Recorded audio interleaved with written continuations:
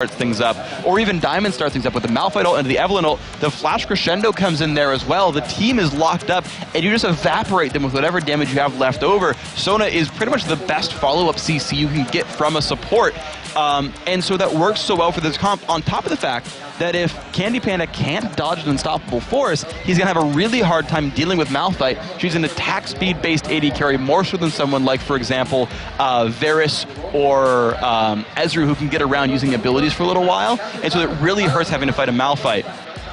So, final picks here for SK Gaming, a Karthus for Ocelot, and a Renekton coming here for Kevin. And I can't actually remember the last time I've seen Ocelot play Karthus. Season 2 World Playoffs. He played him in the group stage. That was a while away. And was like, yeah, Karthus is not my type of champion. I can't play him. Tried to practice him for the Season 2 World Playoffs, or at least for the group stage at the very least, and then didn't have a very good performance on that champion anyway. Said, yeah, it's just not a champion that I can click with. He's normally an aggressive player, likes to fight things all the time, and then it just doesn't work out for him. So I want to see if he can bring it out. It's definitely a carry type mage to put out there, and it works well against Gambit's lineup because they're going to dive in, they're going to burst something out, but bursting out a Karthus doesn't really matter. He'll still put out damage, and that's a good setup for these guys, and it might just give enough room for Candy Panda to navigate. Now, the Renekton pickup as well is good because it's more cleanup potential. You can't AoE burst out a Renekton, so he gets to wreak havoc on the back lines. And the final pick there for Gambit was the Zed for Alex H, a champion, which he loves these kind of champions. We've seen him on Zed a lot before. The Kha'Zix, these assassin type champions is, I think, where Alex finds his fun as well, which is a big part of why he's so successful with them. He's an incredibly good split pusher, and he's so good mechanically that he almost never misses minion kills. Alex typically has the highest farm, the highest minion score of any player on his team, usually in the game. And when you give him a heavily scaling assassin who can 1v1 anyone, he can 1v1 Ocelot, he can 1v1 Candy Panda, heck, he'll probably 1v1 Kevin at some point this game. It's very, very scary because you can remove one of those big threats and then use Darien and Diamond to remove the other and then clean up the team fight afterwards. So we're going to get into this one. We've said it before, but we'll say it again because it's true. SK Gaming at the bottom of the table, they really need a victory here as well. I mean, picking up a win against a team with a name like Gambit and the position that Gambit hold right now in the league table would be monumental, I think, to their, not just to their position in the league, but to their mental state as well, for the confidence coming into this one. So we're going to find out here how this one goes in just a second. Looks like Ocelot just calling over one of the admins there, so we're going to have a little bit of maybe a pause at the start of this one, but we'll find out that in just a couple of moments here from this one. Looks like Hercubot's not actually connected into the game, and that'll be fixed here in just a moment. Ocelot just warming his hands up for this one, and well, it's warm enough for me, but his hand's not quite warm enough yet.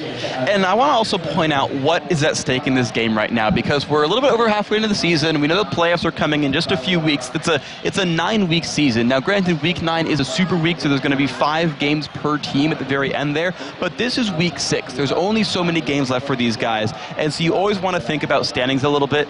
Gambit, if they lose this one, they are tied with alternate first place. They no longer get sole control of first, and if SK wins, they're back in that 3-way tie with EG and MYM, and they can move on to tomorrow and try to get above them at the end right here. And again, even still, they're only a couple games behind that first, second, third, fourth. Basically, if SK win here, we're back to the standings that we had at the beginning of the week, where it's the tie for first, 1 game behind is 3 more, and then 2 games behind that is 3 more. So SK with a win here, go back. They're within 3 games of first place, and they can kind of reclaim that throne later on. The great thing is we can't even make guesses when it comes to the Season 3 World Championships because, well, quite frankly, who knows how this is going to end right now? It's switching around on a game-by-game basis. Wow, that was a quick switch over to Genja there. Almost fell off my chair when that one happened. But apparently, we are going to get things back underway. Hercubot is back in the game. So here we go then. SK Gaming versus Gambit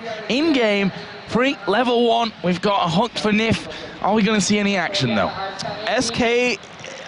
It's interesting because SK pretty much can't get caught out here because they can brush check so well with Ocelot's Karthus here. Yeah. And because of that, I don't expect them to ever get caught unaware by anything Gambit throws at them. Gambit's crowd control is actually really, really meager at level 1. I can't see SK losing a level 1 fight without a severe misplay, but because they can brush check so well, they can force a lot of things. You're seeing Kevin here in the tri-brush trying to see if a ward comes down from Gambit so he can start things out. The rest of SK poised to follow up as well. I think SK will go for something, and Gambit probably won't trifle with them. Well, we're going to find out here as SK all in the tri-bush. There's no ward down there at the bottom. Here's Darian has... Oh, he's going to spot Kevin now as he starts to move up there, and there's the ping coming in. But does he know that there's more than Kevin in there? That's the question. One so far. He only saw one, but you can assume there's more of an invade. He didn't want to get any closer because he didn't want to get, like, flash stunned into... Actually, there's, I mean, yeah, I guess flash stun into a thrush hook might be enough to knock down Darian, so he has to be afraid. He has still not seen anyone else so far here, as, of course, the rest of SK is hiding in the brush. So, honestly, a lack of information for Gambit right now. They don't know if SK's mind gaming them and going somewhere else.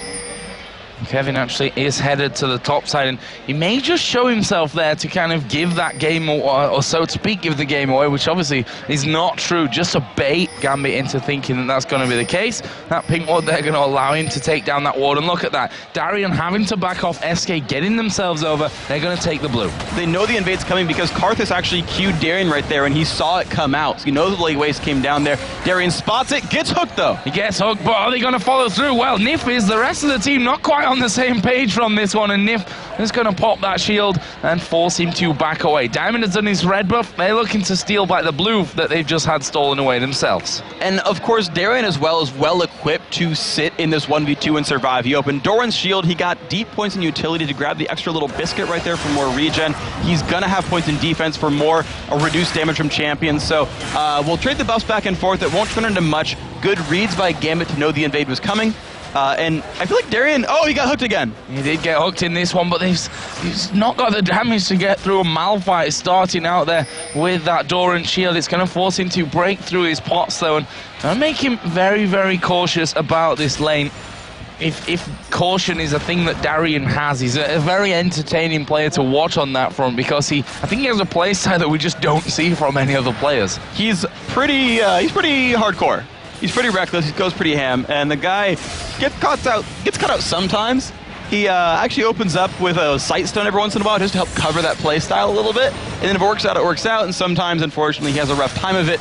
But here comes the interesting gank potential onto Alex. Yeah, he's going to get slowed down there from that wall of pain. Gets knocked up here from Hercule, but are they going to dive under the turret? No, not at level 3. Not going to waste mess around with that one. Alex had his flash available as well, and they didn't know where Diamond was, which is going to be the big problem. Of course, you've seen Diamond earlier on in the spring split actually running a terrifying Evelyn that really caused problems. Yes, but the thing that they can be safe about with Diamond is that unless they dive turrets or really over-aggress and get caught up by CC, Diamond by himself isn't that great of a fighter early on. Yeah, he's stealth, he can hide in, but like something like this won't do a ton of damage. Darian pushed against the wall, flashing from Candy Panda. The burn from the Ignite is going to be enough, and it is the kill there for Nif, picking up first blood for SK Gaming, just what the doctor ordered. Beautiful stuff right there. Pulling Ignite into a 2-on-1 lane allows you that extra kill potential right there. It's always a bait. Do you go exhaust, do you go Ignite? But uh-oh, Darker. Darker's in a lot of trouble here. Knockup comes in. Hercubot's going to secure that one. Are they going to go for Genja?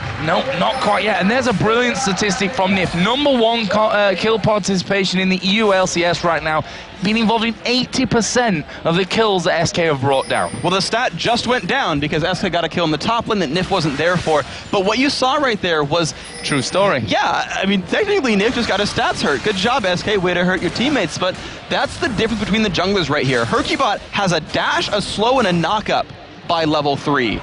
Even by level 2, heck, if he wants it. Whereas Diamond is invisible and throws damage at you. And so he can't turn around ganks very hard unless you dive a turret. That is always an important risk to consider.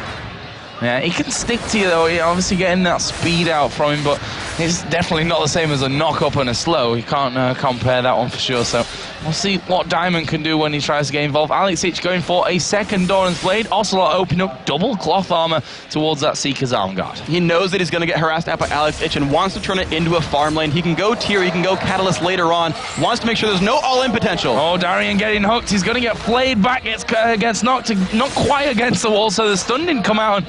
Nif there, I'm not sure why he didn't flay him instantly, to be honest. I think they were expecting the Condemned to stun him up. Yeah, I don't know if they could have aimed for a wall a little bit better right there, but yeah, I mean, I guess he wanted to maximize crowd control or something. Either way, they got as much damage as they could have. The flay didn't ultimately hurt them in any real way anyway. But that's kind of what you're seeing, though, is this lane matchup, despite Malphite having been well equipped for this setup. He's got a flask, he's got the Doran's shield, he's got masteries and runes and whatnot. It's still a really rough lane because the 2-on-1 fight worked so well.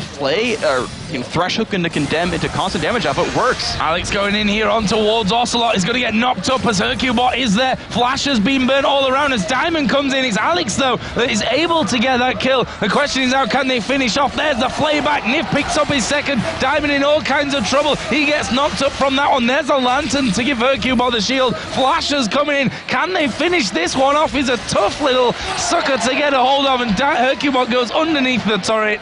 And in the end, Diamond's done enough to at least get one kill back from that. And so Diamond's got a lot of gold for himself, opens up with an early Doran's Ring, gets a pink ward as well to set up for some of his other ganks. So Diamond will do pretty well in this game, but you've got to consider just how massive Nif and Hercubot are. Now Nif with 2 kills, early Philosopher's Stone, sitting on 750 gold, so he can get an early Sight Stone as well.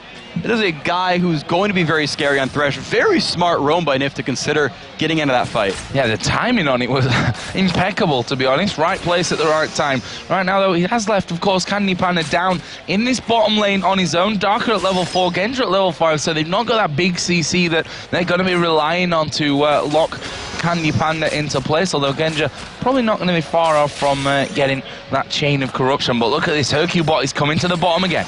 Oh, almost lands the hook. That's not going to be anything here, so no kill picked up. But I gotta say, this lane swap here that Gambit has pulled is very, very smart. Diamond, I like getting the blue buff as well, because he can farm out, get a bunch of gold, and snowball his gold lead. He's got Spirit Stone, he's got some extra AP from the Doran's Ring. He can scale up really hard and try to carry the mid game, but Gambit facing this bottom lane 2-on-2 should be a good matchup for Genja and Darker.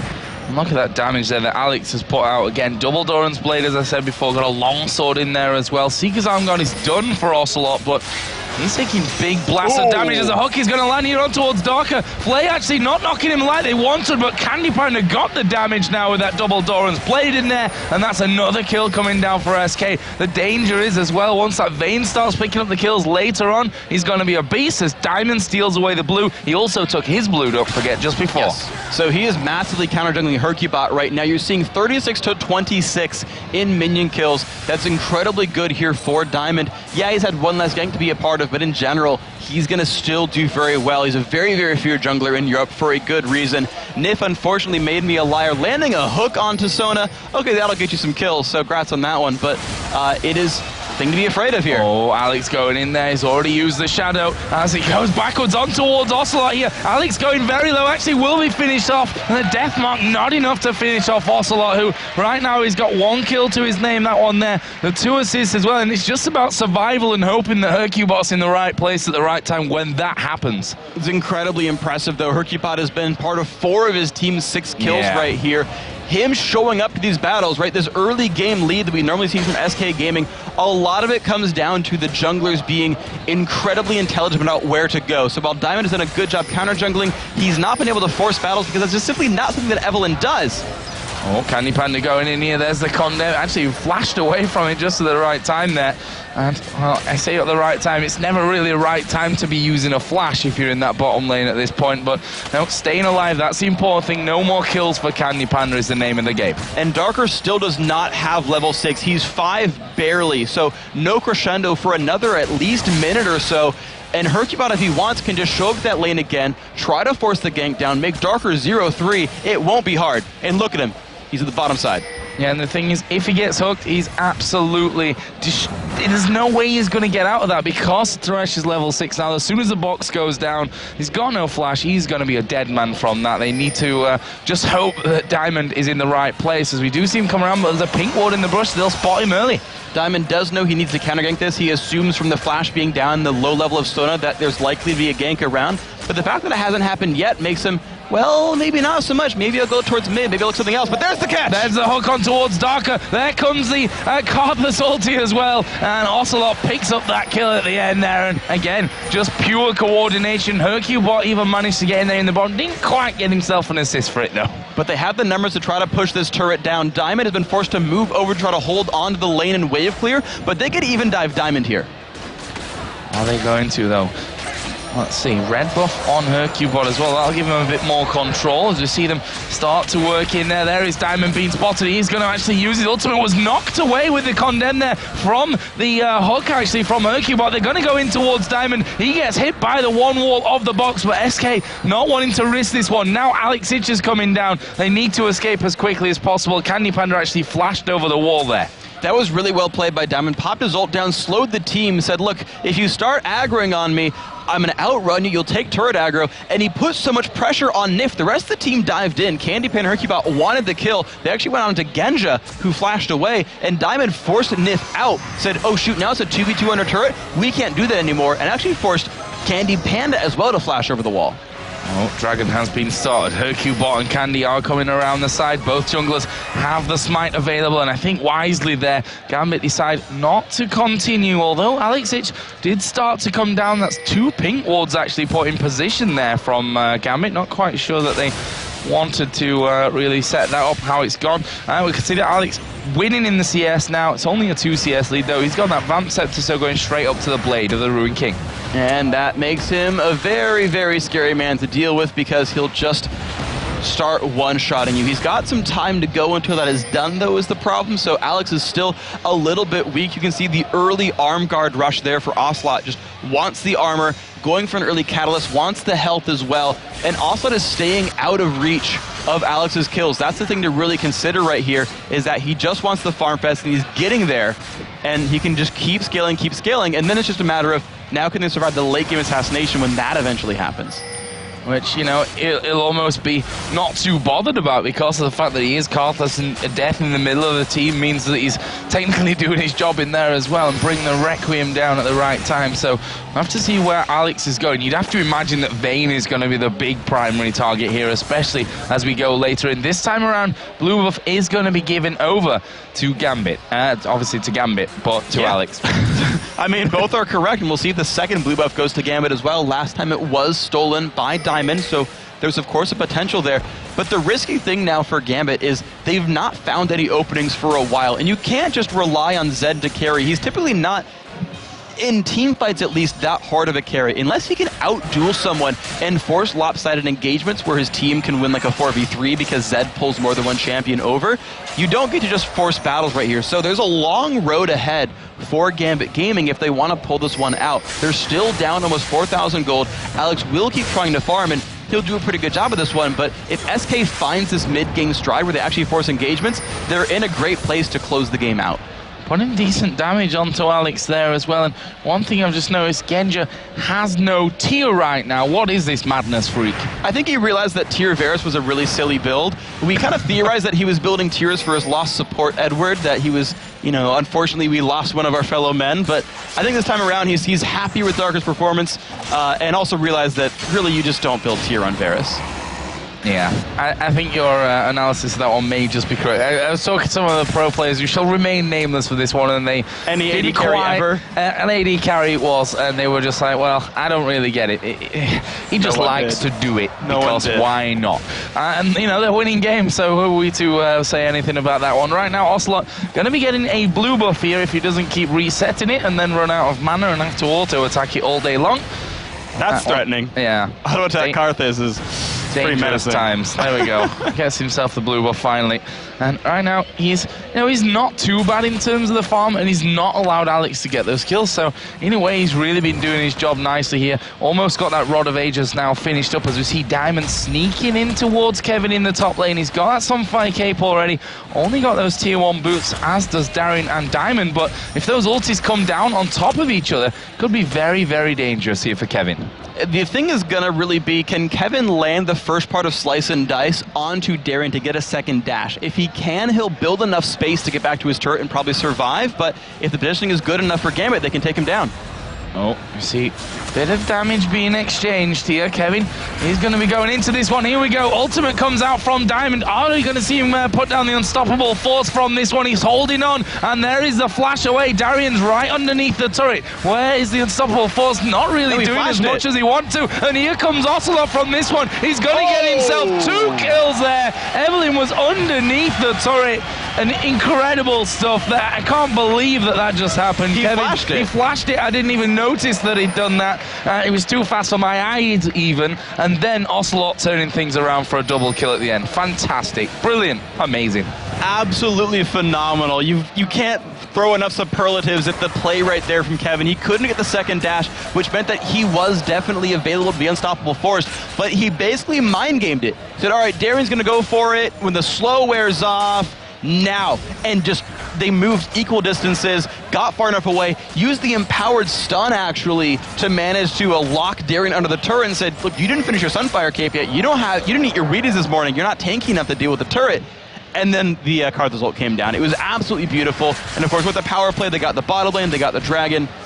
Can't say enough nice things about SK there. And that's the thing, we were talking about Ocelot, you know, plodding along in that middle lane. A little bit behind in farm, not really anything to talk about in kills. Presses are at the right time, and now all of a sudden he's going to have that Rod of Ages. I'm guessing he's sat on quite a good chunk of gold 2K. here right now. 2k gold, as actually is both Candy Panda and Nif. So they've got a lot of power to go home and be picking up here in just a little while.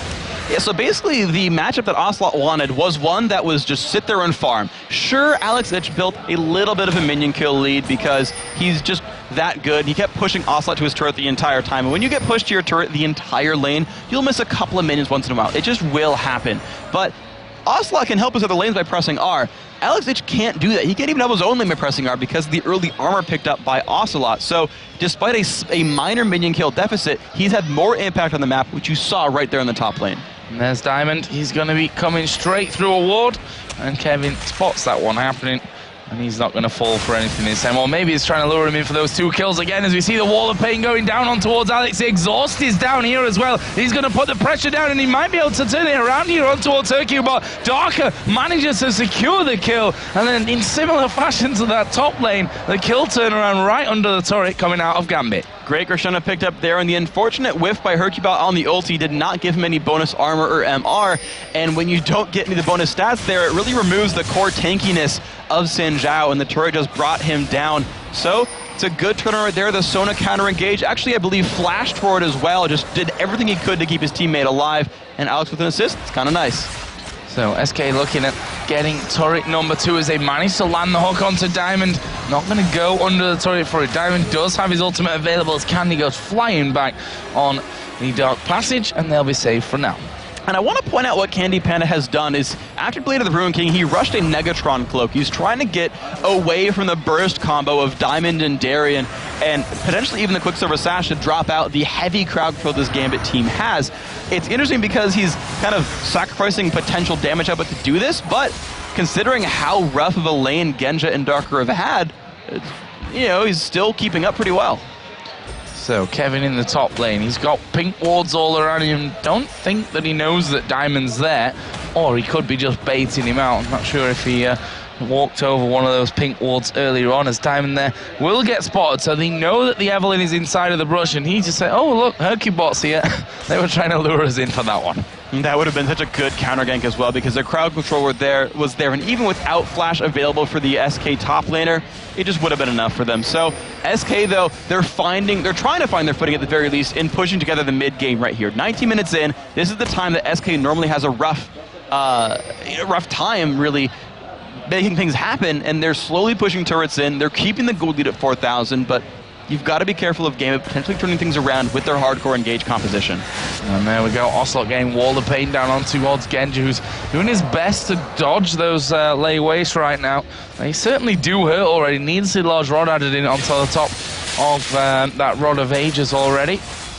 Plus that bit of AP from the Seeker's Arm Guard as well, we should not forget. And there is Kevin clearing out another wall. So now Diamond finally realizes why he's been so obviously there this entire time, because he had one not only in that top bush, but in the tri-bush as well. There's been a pretty heavy investment of pink wards by SK Gaming. That is one thing to consider as well, that even though you're seeing this 4,000 gold lead, don't forget how many pink wards these guys have actually bought so far. Yeah. Now, some of that got helped because Nif did go early Philosopher's Stone. He can afford more of these pink wards overall, but part of that gold lead will start to diminish because the only reason Diamond hasn't gotten more ganks is because of the early gold investment on Vision wards. Yeah, really working out a bit of a long-term investment. If you look down SK, you can see that they've got 3 pink wards on them, and I think that was the second one just being picked up there as well by Nif. And as I say that, another 2 pop up as well by loads of pink wards. I think they're going to be sold out at some point during this game. Hercubot comes down to cover this bottom turret. Alex actually going at him under the turret here. That death mark coming in, and Alex going to pick up the kill, and right there is the danger of Zed. Even though he hasn't been in a lot of battles, he was able to free farm 213 minutes, 421 minutes, and when you've got rank 2 Deathmark, you've got Blade of the Ruin King and a Brutalizer, that is enough to kill someone who hasn't bought much armor. Sure, Hercubot does have a Ninja Tabby now, he's got some stuff, but when you combine all the damage that Alex gets to put out there at level 14, it's too much for him. And there we see Diamond diving in on towards Ocelot. Exhaust goes down. Ocelot going to try and follow in through this one. He does have Requiem available. Diamond, though, pops his W and speeds off into the night. And Ocelot, no, didn't get him low enough really there to pop the Requiem and get him the kill. Well, I'm saying that with that Zhonya's in there as well. He's going to be putting down a lot of damage with that by now. Yeah, the goal for this entire SK team is to not die to Alex Ich. While it's not a conventional armor item, Candy Panda can remove Deathmark with his Quicksilver Sash. It'll also remove the slow from the Blade of the Ruin King and the slow from his Shadow Slash. So he has, I think, enough durability to survive Alex Ich because of the QSS. Also, of course, with the Zhonyas, will be able to do that as well. And if they get into a team fight, the rest of SK is durable enough as well. They still are the stronger team on the map, so they get to keep controlling Baron, or Dragon, I should say, but they still need to get some actual turrets because they're equal on that front. Equal on that front, but this was the second Dragon, of course, for SK. They have 3,700 gold. Now, we've talked about this one before here, the whole SK having problems at closing out games. It's been a recurring theme for them. This time around, though, got that Karthus in, who, as long as the game goes on, he's just going to be building up more and more and more damage. Vayne is a similar scenario. I mean, they've got a great composition when it comes to that late game. Yeah, it's this interesting stopgap solution where they identified the problem and they're trying to hedge their bets just with champion picks. They still don't know the play style properly. This isn't like a, I'm trying to think of like, Lemon Dogs of old or old CLG EU where they're just like, yeah, we really don't want to push. We just know we will win at 65 minutes in. That's not really SK's thought process. However, Candy Panda, he's super surrounded. He's going to have Evelyn coming in. There's Alex Ich going to go into him. The Condemn coming down. Blade of the Ruin King going to be using good damage coming out of Candy Panda, but here comes Diamond. He's going to chase off Alex Ich. Is he going to die to this one? His timing was perfectly there between the Requiem. He got invulnerable for that split second. What timing coming out, and that will be a 2-for-1 where, all right, Alex should be a dead man. That is sick. That was beautiful. That was absolutely amazing by Alex Ich. Amazing, amazing stuff. I got to hand it to Candy Panda as well for being surrounded and still turning something around and almost setting up the kill, but man, I mean, impressive, impressive, impressive. So SK Gaming, unfortunately, they're letting the game start leaking. They're letting the game start leak away. They finally equalized back on turrets, but they were the winning team. They were down 2-1 on turrets a minute ago. They're losing 2-for-1 engagements. They're starting to slip the champion kill lead. This is a very risky proposition for SK Gaming. What will they actually do to push ahead? Because there's Darien. Oh, look, another outer turret's going down. Gambit, again with a turret lead. Here comes Ocelot. Let's see what he can actually do to Darien, who is just going to be dodging for a little while. And Ocelot realizing that probably can't kill him from that one. He had unstoppable force available if he really needed to get away. Flash was up as well, so probably no way that he was going to actually kill Darien in that one. Who got that Sunfire Cape, picked himself up a second Giant's Belt from this one. We're going to be seeing Zhonya's coming out for Diamond as well. He's got that Seeker's Arm Guard in, got his Haunting Guy as well. There's a Hex Drinker finish now as well for Alex Ich. Yeah, he realizes that as he dives in, Ocelot will be doing a lot of damage to him, and he wants to survive that initial engagement and get out after assassinating. It's very efficient durability for him. It adds basically 250 health. It adds a good amount of magic resist and still improves his damage so he can finally try to outscale the health from the Rod of Ages and the armor from the Zhonya's Hourglass. Oh, this could be dangerous for him, though. They know that he's going to be here from this one as Wall of Pain goes down. He's going to be in all kinds of trouble from this. There are 4 men there from SK Gaming. Hercubot in the end picks up the kill, and that's all about vision there. And they could potentially risk a Baron once they realize Darren's the bottom lane. They should know he had teleported for this one. And melting down Baron with a blue buff Karthus and with a Vayne is a real possibility. Well, let's see what they go for here. Blue buff is going to go to Ocelot. Genja in the mid lane. It looks like they're not going to go for this one, you know. Cartha's just backing away along with Hercubots in shout. Gambit in the meantime starting to push this middle lane out once again. Of course, that mid outer turret is down already. As Kevin and Darren pretty much just butt heads in this bottom lane. These are really just immovable objects and unstoppable forces in this lane. These guys are not going to fall over. You've got so much armor from Darien that he just won't get scratched by Kevin. And Kevin having the Warmogs as well as the Cold and Meek heal, he's just going to outreach on anything. These guys will farm for a while. Only if a jungler or maybe someone else on top of that shows up will these guys die. Well, Diamond is headed down right now. There's no pink wards to keep Kevin safe. But Diamond still feels a bit worried as Kevin backs away. I think he thought, okay, has he got vision here? He's done this to me before, but that may just signal it here as Kevin does go into that one. Diamond's still very reluctant to actually get involved in it. Yeah, that was their opening if they ever had one. Ooh. Kevin had just burned Slice and Dice. Now they've got the surround on Alex Ich. Can he outplay this one too? Here we go. Vayne coming in, condemns him back. Here comes Hercubot. Deathmark going down onto Candy Panda. Alex Ich actually forced to flash away from this one. The Requiem came down, but wasn't quite as well coordinated as SK would have hoped for in that one. Ultimately, it was not too hard for him to escape from Hercubot, who just didn't have a flash as well. So as soon as the dash is used, he can W clone out, flash away, and just be out of range. There's not enough crowd control here for the SK lineup to force that down. The only thing they missed, though, was Candy Panda did not use Blade of the Ruin King to slow down Alex. I don't know if it would have been enough, though. Throws the lantern down on top of Alex. So took a little bit of time to actually realize what was happening there. He's like, what's that? Oh, it's a lantern from Thresh. Okay, I'm going to walk away from that. But this inner turret in the top lane is going to be taken here by SK. That puts us back to 3-3 in turrets. And the thing is, I don't know if... See, here's why I don't think Nif realized it. Because lanterns are known to cast shadows, and he didn't know if that was really Zed or not. That was lame.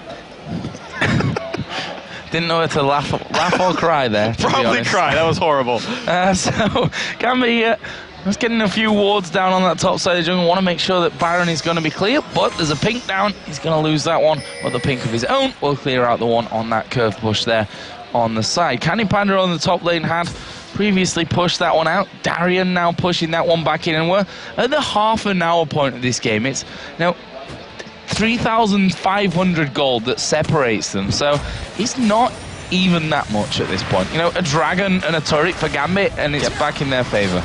Exactly, and the thing is, it's so good for SK that they are continuing to control the dragon, that they have remained the stronger team on the map, because even if they lose a fight every once in a while or slightly screw up a battle, the fact that they're getting 1,000 gold every 6 minutes and timing it and jumping on it every time it respawns. I want to just compare, Dragon went down at exactly 22 minutes, then went down at 28-22. It was alive for 22 seconds.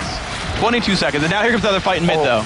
Diamond actually going in for that one. You can see the speed of him. He's going to flash away from this one as Candy Panda going to try and come around the side, but it's a trap. Zed's waiting there in the brushes, and Kevin here pushing up on towards Darien, who's just used the active on that Randuin Zone. As he starts to go in towards Candy Panda, he's going to stun up Alex Ich. There is a lantern. He goes flying back. Now Alex has to flash away from that one. Meanwhile, Diamond going down, Darker going down. Darien's caught inside the box. He's a dead man as well, or is he? Flashes away there, but Kevin's chasing. That's a double kill for the Crocodile. And that's what happens when you've got a hardcore dive comp that tries to chase an AD carry, and you pick a Renekton. He gets to run around in the back line and wreak havoc. Who's gonna stop Kevin on Renekton with 265 minion kills when your Zed and your Evelyn and your Malphite all ran in there trying to kill someone else? Absolutely great play right there. The cleanup potential was right on for SK Gaming. Their team composition works very well against the Zed. And we talked about, you know, a good fight and a dragon, and it could be all even once again. Look how it just swung with that one. Now a 5,000 gold lead after picking up the dragon and a couple of kills straight away afterwards. So SK really are in the driving seat for this one. Just whether they can actually drive it over the finish line, as they are going to get the hook here on towards Alex Ich. Hercubot going to come, press it, Right. There we go. A little bit slow to react to that one there. Requiem is not going to finish off Alex. He actually dodged it again there, but he's going to die anyway. Darker's going to die. Now Darian's right in there on top of them. Let's see if we can actually finish off Ocelot with this one. Should be able to now that Diamond's actually coming across from this one. And there is the finisher, a shutdown as well for Diamond. Yeah, Zonia's was down from the last fight right there. The cooldown 80% of the way back up, but the turnaround happened. So a 2 for 2. And I got to point out that Nif got both of those kills. He's getting a lot of the farm here on Thresh, sitting on 2,000 gold right now. So he can pick up like a Shirelius for his team, or actually in this case he goes Locket of Iron Solari, which is good because it'll actually block some of the initial burst from Gambit, as persistent damage is kind of the weakness of that lineup. But you'd still almost prefer that you've just got a tankier Xin Zhao who can dive into fights better, have lower cooldowns for that. So, you know, he's putting it to use, but you kind of prefer the gold with somewhere else. Yeah, I mean, that Shirelius, if they went in for that, Ocelot in the top of them, Hercubot and Kevin all in the middle of the team is what they ideally want from this one, but that's his choice from this one, and we'll see how that affects his team fights later on. If we look at the AD carries right now, Blade of the Ruin King, Phantom Dancer, and that Quicksilver Sash here for Vayne, compare that over to BF Sword with the Bloodthirster and a Last Whisper for Genja. Yeah, so the build is getting there really for this Varus. The piercing arrow, the sniping potential is absolutely there. He's doing the burst build, the burst Varus build, which we've seen a lot more in recent history there. Less Blade of the Ruin King, more Bloodthirster, bursting people out, which again works with his team composition for Gambit. They want to get in there, drop someone in 1 second flat, and then just try to follow up with whatever damage they have left over. Problem is they get that so rarely, especially when you consider Zhonya's double runic bulwark, Candy Panda tumbling invisibility, Quicksilver sashing away CCs and death marks. It's hard for them to drop members of SK. And if they're just throwing that lantern, which basically plonked Darker on the head as he went over the top, and now Alexic actually coming down on towards Kevin. The question is, can he kill him? Probably not at this stage with that Warmog, Sunflare Cape, and a runic bulwark on top of it. Kevin's too big, and it's a really smart choice to use him there. Ocelot's in rough shape, though. Yeah, he's in rough shape from this one. Actually, will use the Zhonya's there to avoid the piercing arrow, and that's got him away from this one. Candy Panda actually condemning him back, which I'm not sure Hercubot will be too happy about. He probably thought he could go for that one, as Alex has thrown everything there at Kevin in this bottom lane. He's going to have to recall, but he's crucially not dead. Diamond here just waiting in the wings, but needs to be a little bit careful with that as well. And the thing is, Kevin burned nothing for that. Alex ulted and ignited and used Blade of the Ruin King, and Kevin walked away and sat at 1/3 health. So no, Alex cannot 1v1 him, but he can chunk Kevin a little bit low. So Kevin's like, great, I'll add more armor. He gets a cloth armor that's probably going towards Randu and Zoman. He'll be even more difficult to deal with. And curiously enough, that even though his only offensive item is Sunfire Cape, it's enough to have Kevin be threatening in the back line. He's outscaled Genja. Genja, who's not getting critical strike, who's not getting attack speed, does not have a good way of dealing with bruisers. That's the real big weakness here of this build that Genja always does, where he never buys crit or attack speed. It's so hard for him to kill Kevin. So I have to ask you this question right now, because this is what we're seeing from SK Gaming. They've had this goal lead for a while, but what have they done with it? Kept it. They've kept it. They've made a little bit of headway on turrets. They're up to 4. They're pushing forward. And the thing to remember is they do technically outscale. So as long as they don't make any mistakes, their 6-item team fight is better.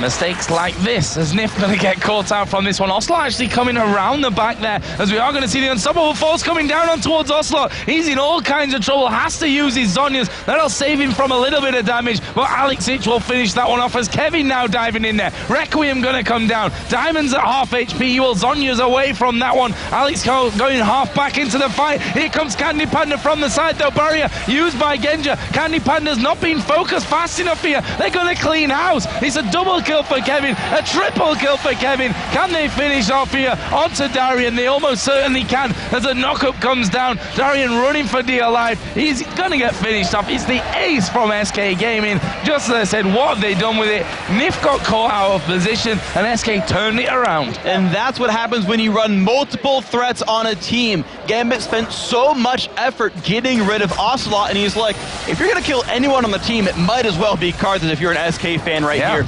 Candy Panda came in from the side heroically, threw 4 people of the enemy team. I literally was like 1v4ing at a certain point there. and Kevin was too big to deal with, just wore them down with his Sunfire Cape. On Fire Crocodiles are hard to deal with. SK, the late game team fight is theirs. Yep, and they're going to go home with another big bunch of cash to spend. Let's have a look at that one. 2,000 for Candy Panda, 1,000 for Kevin, 1,000 for Nif, who's now 4-1-11.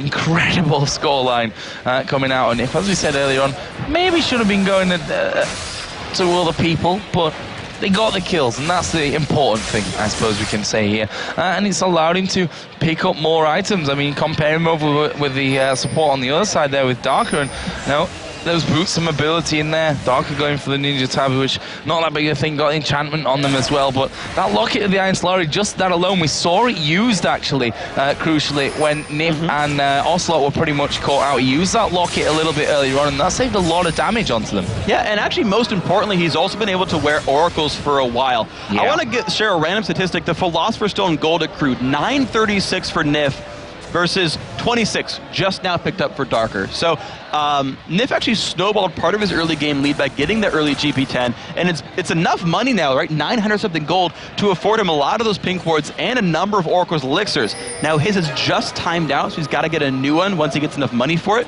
which he does have if he needs. But because he's got so much money, he's able to play the ward sweep game a lot better, blind Gambit a little bit more, and allow his team to find more engagements in the darkness. So SK, again, they've got Baron on here, but you can see they're not making a big push in any one area. They're looking for those catches. They're looking to pick someone out. And I think that the thought behind this is that SK are going to continue to scale up, continue to get item after item, and at some point they'll be able to crack Gambit. That's a dangerous game at the same time, though. It's difficult. Gambit knows how to play stretched out games. I mean, consider their biggest opponent during Season 2 was CLG EU, who had to learn it. They had to learn it, right? And they went about it by buying a bunch of Guardian Angels and just turret diving. But the problem is they're doing this one without a gold lead.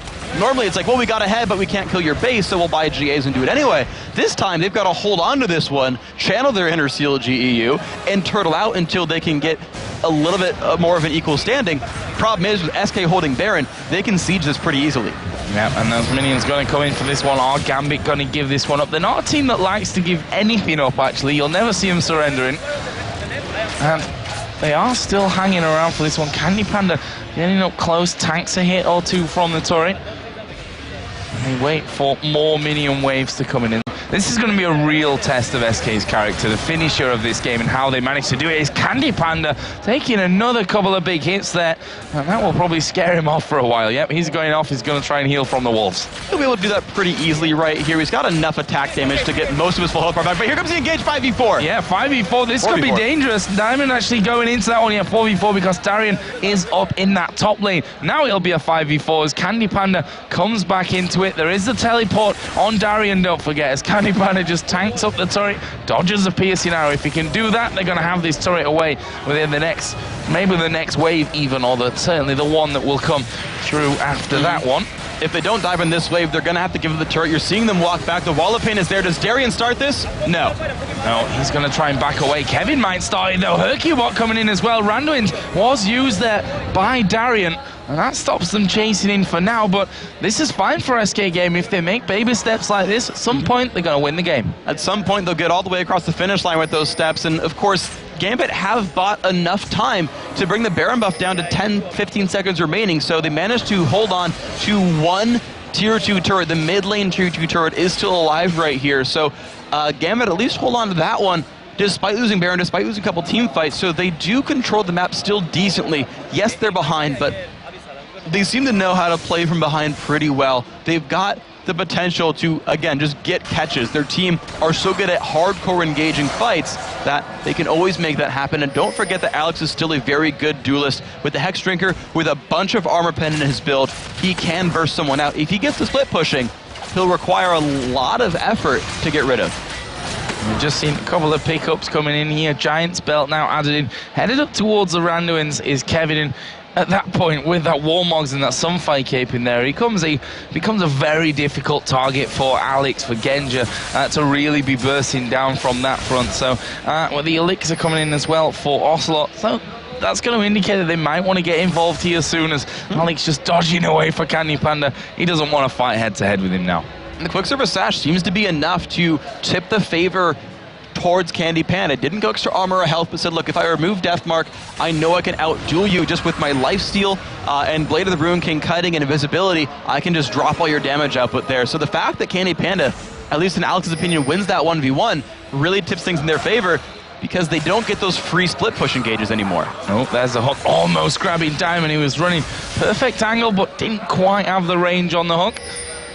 Now we see Candy Panda headed up from the bottom side, and that was Gambit's push-out play to try and get some walls down and get a bit of control back of this jungle. So they've got a little bit of vision here, but the problem is Nif is still happily wearing the Oracles, and he's got another 4 minutes left on it so far, or 3 to 4 minutes left on it so far. So, yeah, Gambit got some ward control right there, and that's fine, but it'll go away as soon as SK turns aggressive again. So, with Candy Panda down on that bottom lane, Gambit, will they try and force something here? They're going to go for this inner turret. They've not got Genja there with them, who would certainly help out when it comes to taking down turrets, and for now they're just happy to push out those lanes even further, just to keep SK as much as possible on their side of the map from this one. And that's smart by them, because with Baron down, you still have to be aware and respectful of Gambit's composition, because it's a very, very good team fight comp. And anytime they spot Candy Panda actually in a side lane split pushing, that's an opening for Gambit to go for a hardcore engage. If Genja were actually with the team, they could have forced that 5v4. If you weren't there grabbing the blue buff, they could have just jumped onto someone. Hercubot, Ocelot, doesn't even matter. Candy Panda would have been 25 seconds away, and it's enough to burst someone out. And with Baron up that close, getting 1 kill is enough to control that and potentially swing the game around. Red buff pickup coming in. We're going to see a bit of a battle for the pink wards there, as Nif actually catching Darian here, and they might actually go for him. The box goes down, Crescendo comes across, Hercubot though is on towards Darker, he flashes away, and look at that, Darian using the unstoppable force to get away, but he's going to be finished off by Ocelot, and this surely opens the floodgates up now to SK Gaming. They've got 2 of them down. Alex Ich is going to be in trouble. He's forced to flash away from that one as Candy Panda gets locked up, hit with a piercing arrow, but this should be a turret coming in there as the chain of corruption spreading through the SK team. They've got 2 kills, but they're very, very low from this one. That shield helping out. Alex and Diamond actually chasing in, as Alex is going to go right on top of them, but SK turn around. Loads of damage coming out there. Alex is going to go down. Now they can maybe get in onto Diamond. Here comes a Requiem. That'll be enough to finish off Diamond. If he didn't, Zhonya's at the perfect time for him. Only a matter of time before he does go down, though, and SK should now be able to take the turret with only Genja left alive. And that all came from Nif landing a hook, protecting his own ward. That's one thing you can do with these long-range, high-potential supports, is you guard your own ward. Say, if you sweep this, I'm going to grab you here. I dare you to kill my ward off. Lands the Q, throws the lantern back, gets his team in there, forces the unstoppable force away. Doesn't matter, the team flashes through. All from Nif making that happen.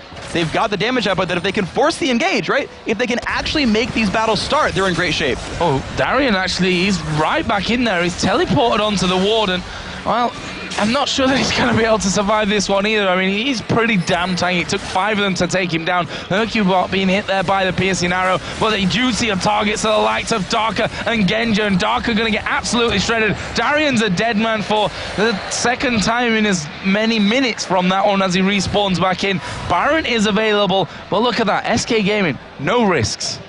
I'm very surprised they're not going for that, because the jungler is dead, and Hercubot could have gotten there for the smite. You know, whatever, I trust them. They certainly don't want to risk this game away. Sure, it's a little weird, but honestly, this was the thing that Ocelot was talking about in the morning. I was talking to him at breakfast, and he says, look, when Dragon's not up, when buffs aren't up, we don't quite know how to force battles, because they're 5-6 minutes apart, and people don't always contest them. We can't just take blue buff 7 times. That doesn't win you a game. But baiting off of wards, baiting off of engagements in the jungle, teleporting in, starting things like that, that's the types of things SK was looking for. Now with the whole team there, seeing Alex at split push, they're like, all right, now we get Baron. Yeah, that Baron taken down very quickly. And that's all. It's about safety at this point for SK Gaming. There's no prizes for finishing a game that you're ahead of in 30 minutes. You win exactly the same as if it takes you 120. So, no, why not be safe? Better safe than sorry. But we have to point out as well that there are risks involved with doing it that way. If you take too long, in a 90-minute game here, the gold lead goes away and everyone has the same number of items and essentially or effectively the same amount of gold. Candy Panda has almost nowhere to go from this point. He has Guardian Angel. He can finish the Quicksilver Sash into Mercurial Scimitar. It will give him some more damage, but he's basically peaked at this point. Ocelot, same situation, has half an item to go, has basically peaked at this point. Hercubot's got a little bit more room to go. Kevin's got a little bit more room to go, but basically they've stopped scaling at this point, whereas Gambit, Genja's got another full item slot on an AD carry. Darien still has another full item slot as well. Gambit's going to keep moving up, so SK needs to push this in. Yeah, 2 Guardian Angels to 1 is the count right now. Obviously, Genja and Alex Ich going in for them. SK right now, though, are pushing through onto the inhib turret, and Gambit are not in a position to defend this one. They're actually flanking around from the side here. They may decide to go in for it, or will they? Nope, they go straight back to defend the turret. Candy Panda's pushing bottom. This is risky because there's 2.5 minutes left on Baron. I don't think they can weather the storm long enough without losing an inhibitor turret, but it's, do we engage against Baron buff, or do we risk losing a turret and losing the inhibitor later even without it? It's a huge risk for Gambit either way.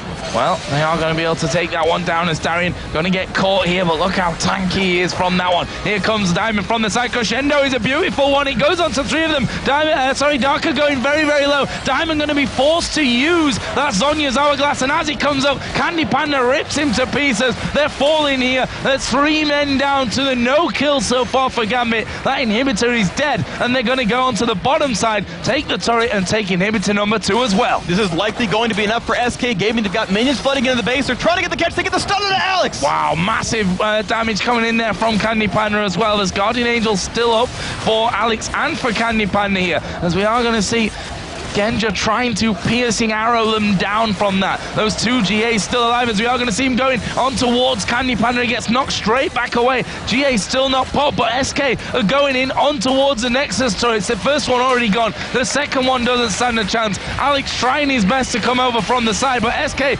focusing down the Nexus. They're going to take out Gambit here in front of Ocelot's home crowd, and you can see it.